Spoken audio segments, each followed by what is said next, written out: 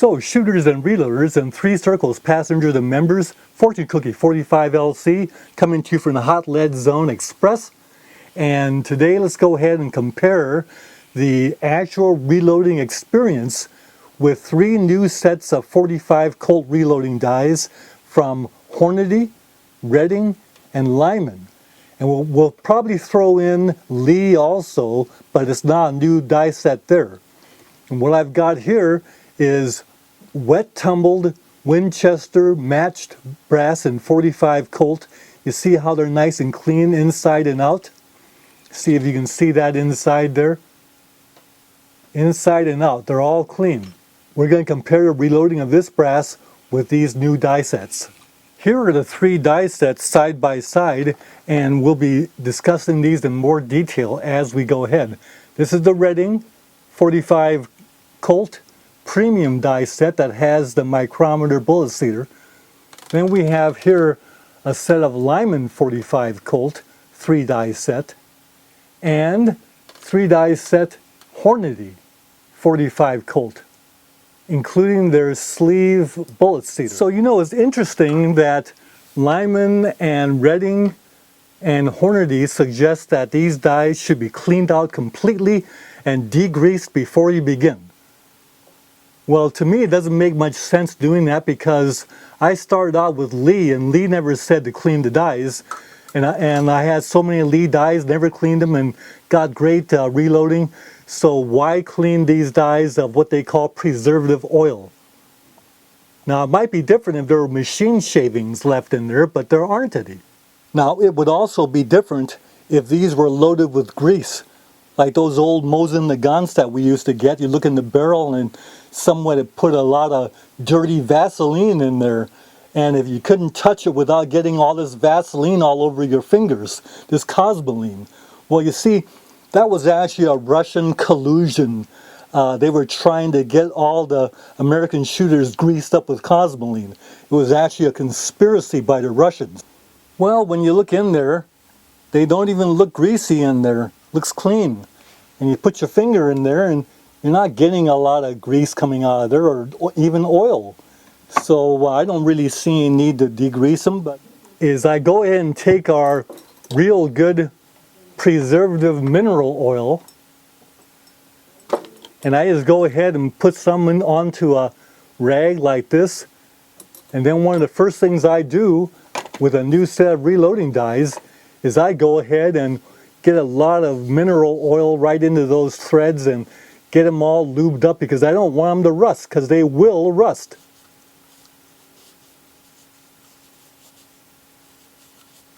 You leave these out for a while and you'll see a thin film of rust on them. You don't want that, so mineral oil is good enough for the US Navy. I learned that from my friend Dave Thorzak's, and if it's good enough for the US Navy, it's good enough for us. So I go ahead and wipe them all down with mineral oil. If I'm going to do that, why am I going to degrease them? There's no metal shavings in here, just the preservative oil. Now, does that mean that you shouldn't degrease them? If you're a machinist, I'm sure you're a degreaser, so go ahead and do that, of course. You can do anything you want. But I found that the reloads are just plain fine. I've never degreased a reloading die yet in all the years and all the dies that I've worked with. So I'll go ahead and put some mineral oil on the shell holder and also the extra bullet seating stem. Very important to get some good mineral oil all over that, because you'll regret the day you come back to these things and there'll be rust on them. Well, let's begin our reloading comparison with Hornady. And so you see I've gone ahead and done the mineral oil preservative all over the Hornady dies. Now, how do I know you can get rust on these reloading dies? Here happens to be a Hornady bullet seater die for the 223 Remington that was sitting for years without being used, and there was a very thin film of rust on this bullet seating stem. Now, fortunately, I was able to go ahead and remove that rust. Okay, you can see it's almost as good as new. In fact, it is good as new. But I'm showing you this because an interesting thing about the Hornady micrometer dies, the bullet seating dies, is you can take the 223 micrometer stem off of the die and introduce it into the 45 Colt, and now you've got a micrometer seater for the 45 Colt. We'll show you how that works when it's time to seat the bullets. And in fact, the 45 Colt stem will go into the 223 seater die. So here's the 50 rounds of brass, Winchester, wet tumbled, all matched brass. And here is our Hornady full-length carbide sizing die, adjusted to touch the ram at full stroke, but this spindle has to be tightened with wrenches. You don't want to use pliers because it'll mar this, guaranteed. Use a nice fitting wrench and you're in good shape. But here you go ahead and decap. As you hear, there, you see it decap the case just fine. And here's our decapped case. We'll go ahead and repeat that 50 times. That went very smoothly. So I like the Hornady carbide sizing die. Now I must admit that the Hornady neck expander die is intriguing because there's no stem. So you adjust it by screwing the die down into the press. There's no adjustment for a neck expanding stem. But it works out, and in fact the setting for the forcer coax, the die lock ring has to be right down to the bottom of the threads. And I went ahead and locked it there, but it works fine. The whole idea is to go ahead and expand it so that the bullet will enter the case mouth as you see. Now there's no two-step in the expansion of the neck, the flaring, so it creates a blunderbuss a la Lee. So Hornady and Lee do the same thing. You have to kind of manually get that straight. You can't just jam it in there, expect it to be straight as you would with the Lyman M die or the Redding two-step, which is copied after the Lyman M die. But this will work. You just have to do a little bit of visual alignment, that's all, to get that straight. But that'll be fine. We'll go ahead and expand and mouth flare all the 50 cases. Now we should go ahead and check every 10 just to make sure that we don't lose the adjustment. Now bear in mind, you gotta watch out. If you've got some Hornady brass mixed in there, the Hornady brass is notoriously shortened because of the FTX bullets. And if you run into one of those, you won't get any flaring at all. Or if you set your die to the short Hornady, then when you do the longer cases, you're going to have overbelling of the mouth big time. All that means is you got to keep your Hornady brass separate from your other 45 Colt brass. So let's go ahead and check that, and as you see, it's perfect. We're in business. Let's keep going. Now bear in mind here that because the die is so far out of the press, that if we do 45 Schofield, then it's a simple matter to put the die down a little farther for the shorter case. However, if you're loading a 454 Casull, this neck expander won't work, because by the time you get the flare right, the die has lost all the threads here. You've got to put the die up so far that you don't have any threads to work with. And if you're loading the 460 Smith & Wesson, forget it. This die would be floating in the air. So you would have to order the Hornady 460 die set or the 454 Casull set to take care of that.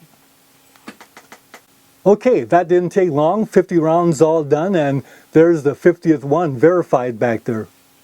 So there's the Hornady cedar die with the micrometer in the press, and adjusting the seating depth with the micrometer, I must admit that it's really useless because all you do is turn it down until you get the seating depth where you want it. In this case, right at the shoulder of the semi-wide cutter bullet, and then you back out the seating stem and then adjust the crimp till you get the right crimp. Then you put the case back in the die like this and then lower the seating stem till you touch the bullet like you do anything else. So whether you have a seating stem that's a screw or whether you're using a micrometer, it doesn't make any difference. We're not trying to change it by 1/1000th of an inch. And then once you have your dummy rounds set up, then all you're going to be doing is running the stem down till you touch the bullet on the dummy anyway. So you're not going to be making adjustments in 1/1000th of an inch, which is where the micrometer shines. You really don't need the micrometer for handgun ammunition, or regular handgun ammunition anyway. Okay, the load we're using is 10.2 grains of Herco powder. And you see here's the case going into the sleeve. 10.2 grains of Herco powder. And we're using the blue 200 grain bullets made by the Blue Bullet Company. Okay, here's an interesting test, and that is, you see how that bullet's cockeyed in there? See how it's cockeyed? There. Even a little more cockeyed. Let's go ahead and run that in there. Typically, when you have a bullet cockeyed like that, what will happen is it'll seat the bullet and then you'll get a bulge on one side, not the other, showing that you did a bad job of seating the bullet. Let's see if this sleeve that Hornady uses will do anything about that and straighten it out.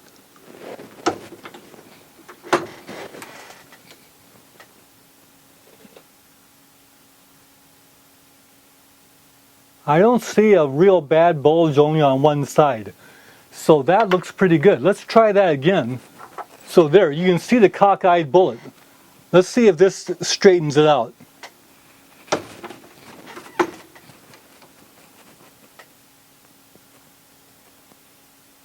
Yeah, that doesn't look bad.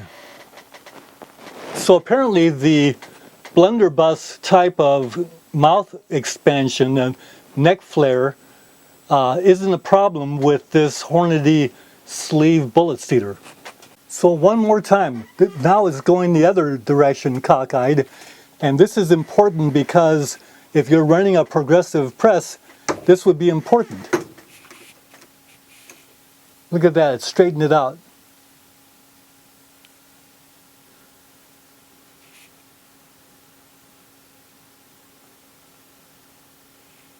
Now, of course, a straight bullet is the best policy and the best recommendation. That's what we always want to do. So here's a little bit of a problem when it comes to the Hornady bullet seating sleeve. This sleeve is supposed to capture the cartridge case to hold it in alignment while the bullet's being seated to decrease the runout. But the only way that can happen is if the case goes into the sleeve. Notice that there's the case mouth going to the sleeve, and then notice there it is, the sleeve's moving already. That cartridge case isn't going into the sleeve, so how can it capture the cartridge case? So take an empty and you put it in there, and you see it only goes in about 1/4 inch. Notice how much flop there is. That's not capturing the case. So this explains why when I did the runout test with this die, that it didn't give the good runout, the good low runout that the Forster gave me. It gave a little bit better run out than a regular die that didn't have the sleeve, but it didn't really approach what the Forster can do, and it's all because the case isn't captured as well. Show that to you again. Now notice, there you see it starts to move the sleeve right away. Now I'm sure that once it gets in there, then the case goes in maybe another 1/8 of an inch, but that's not capturing the case. Now to give you an idea of that, here's the 223 and here's the 223 empty, and you see that the sleeve captures the neck only. Doesn't capture the body of the case at all. Not like, say, the Forster is like a chamber in there. The whole case goes into a chamber. This is only the neck, and then that's holding the neck as the bullet's being seated. So the Hornady sleeves can do better. Okay, conclusions. Nice looking ammo that's been loaded by the Hornady die set. And the crimps all look good. They're not real pronounced because we don't need very pronounced. Just a little bit of a bend right there at the case mouth. Little bend right there, right where the bullet's shoulder is. But here's the important thing. Take a Smith & Wesson Model 25 and you drop the rounds in. You hear that little snick? That snick. There, snick. Snick. I'm using random loads. That snick is important because if you have to do this before you do this, then that ammo isn't any good for serious use, only for range or plinking. So let's go ahead and try another 6. You gotta hear that snick.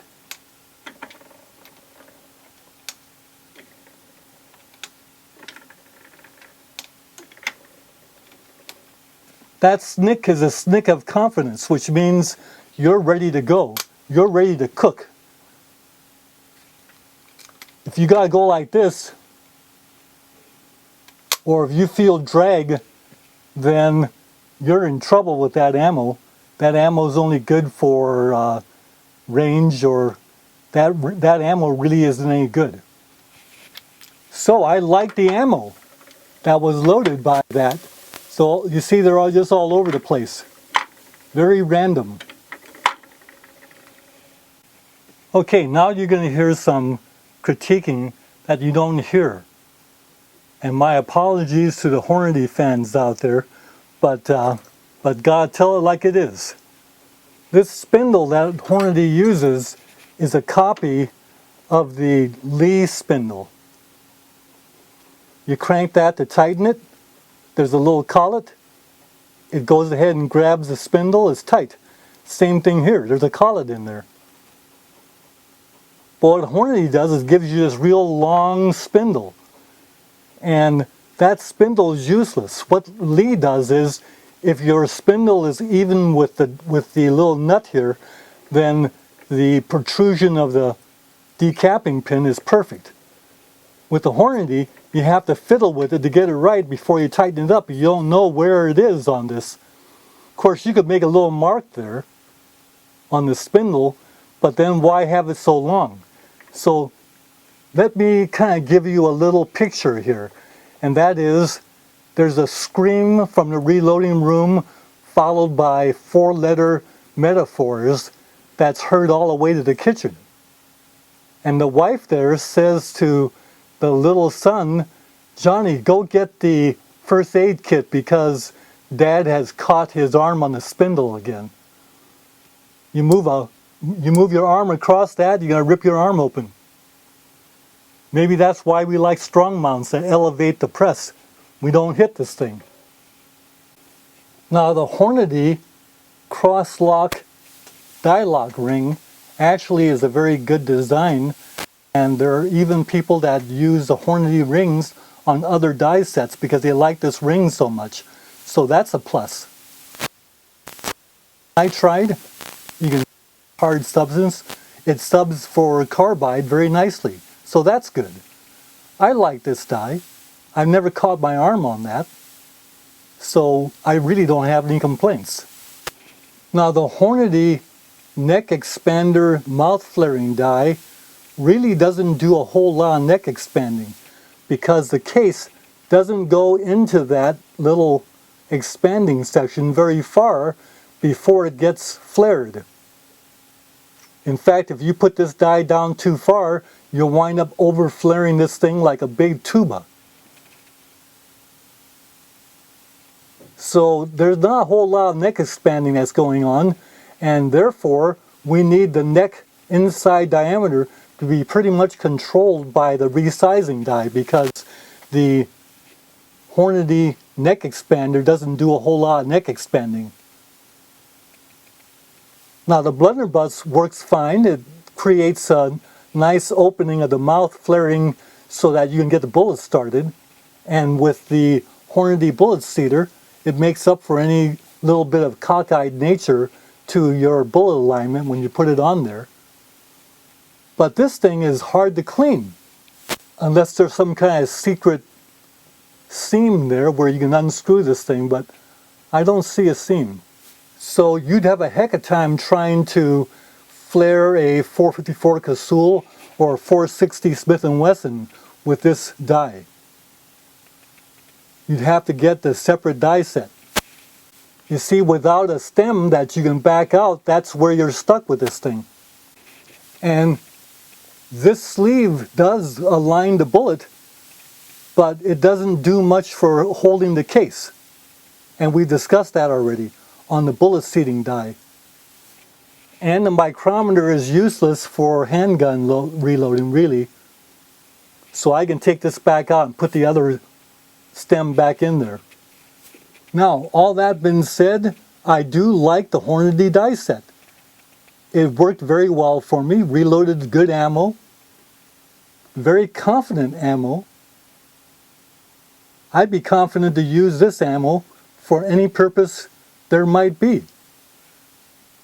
You got 1,000 feet per second plus with 10.2 grains of Herco, and a 200 grain 45 caliber bullet can do some significant work. So shooters and reloaders out there, 3 circles, passengers and members, our next video will be about the Redding dies.